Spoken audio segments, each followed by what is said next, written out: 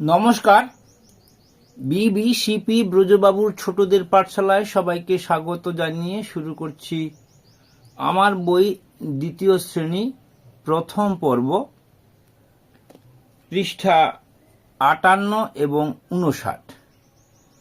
এই ৫৮ এবং ৫৯-এর অঙ্কটিকে হাতে কলমে দেখানোর জন্য আমি একটি টিএলএম বোর্ড তৈরি করেছি, যেই বোর্ডে 10 টাকার কয়েন ব্যবহার করেছি, 1 টাকার কয়েন ব্যবহার করেছি এবং কয়েনের অভাবে আমি জলের বোতলের চাপাতে 10 লিখে দিয়েছি।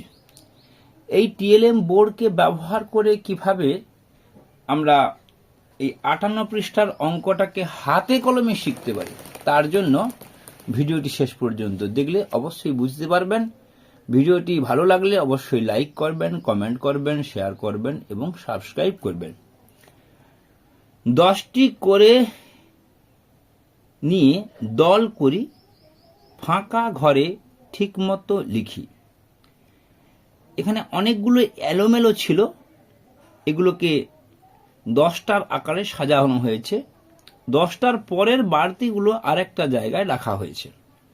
তা 10-এর জন্য হলুদ বল একটা 10 1 এবং এখানে বাড়তি আছে 4টা, তার জন্য লাল বল 4টি দিয়ে দিচ্ছি। কাঠিতে বল রাখি। 14কে আমরা সংখ্যায় বুঝবো 1 10 4 এবং 1 10 4 বানান করে লিখব। এখানে মাছের আছে 10টা, এখানে আছে 10টা, 5 5 করে আছে, তাহলে 5 5 10 5 5 10 আর 3টা বাড়তি। তাহলে এখানে দুটো 10-এর মাছ আছে বলে 2 দশকের ঘরে, তাহলে এখানে কি করতে হবে, হলুদ 2টো রেখে দেব এবং লাল আমি 3টে রেখে দেব। এইভাবে আমরা বল দিয়েও শিখতে পারি, আবার টাকার বোর্ড দিয়েও শিখবো আমরা। এরপর এখানে কি হয়েছে, 10টা করে প্রত্যেকটাতেই আছে, বাড়তি কিছু নাই। বাড়তি কিছু নেই বলে এককের ঘরে শূন্য, এই ধারণাটাকে স্পষ্ট করতে হবে। এবং যেহেতু 10টা করে 3টে আছে, তাই 30 হয়ে গেল।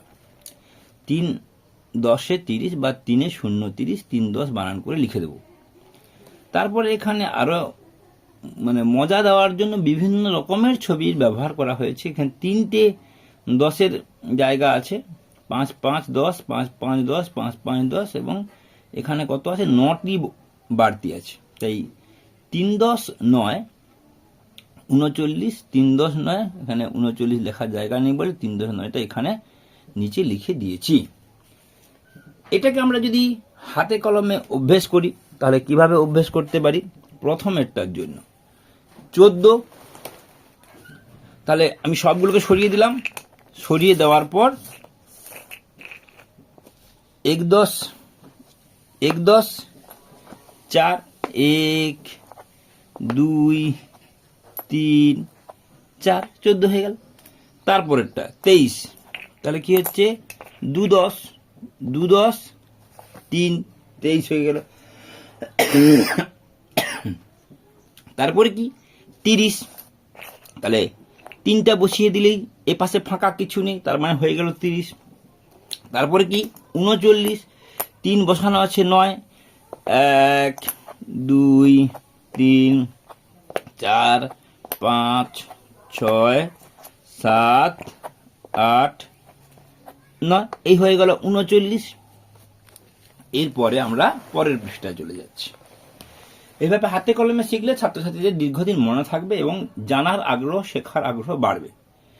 এখানে কি বলা হয়েছে, ছবি দেখে বা গুণে যোগ করতে হবে, ছবি গুণে নিতে হবে এবং পাশাপাশি যোগ করাও শেখানো হয়েছে। পাশাপাশি যোগ করা, উপরে নিচে যোগ করা, 3টে দেখতে হবে।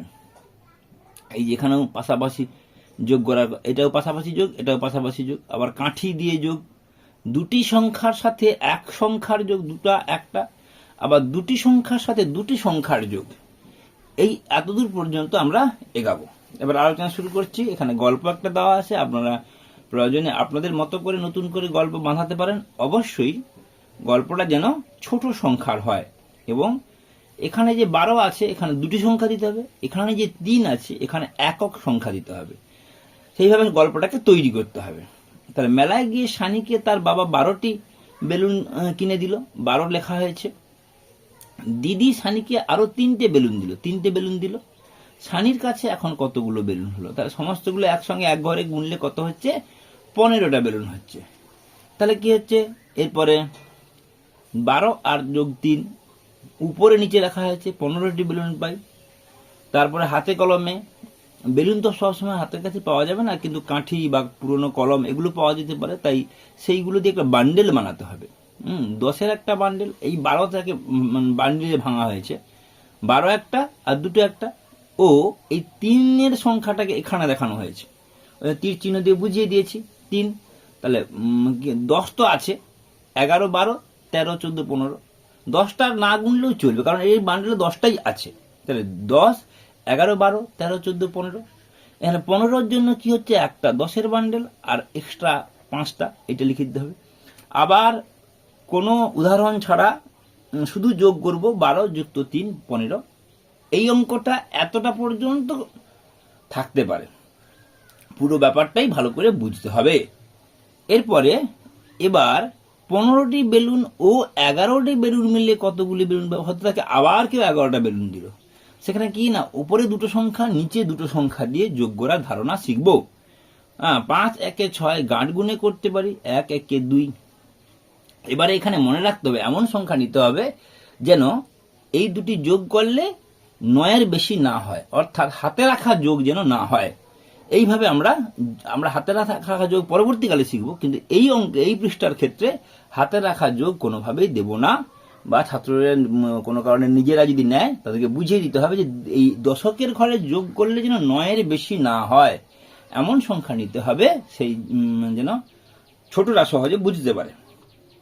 তারপরে এই 15টাকে এখানে ভাঙানো হয়েছে, 5টা 10টা আর 5টা, 11টাকে এখানে ভাঙা হয়েছে 10টা আর 1টা, উত্তর হয়েছে 26। 26-এর জন্য 2 10, 2 10-এ 20, তা 2টা 10-এর বান্ডেল আর একটা 6 এক্সট্রা আছে।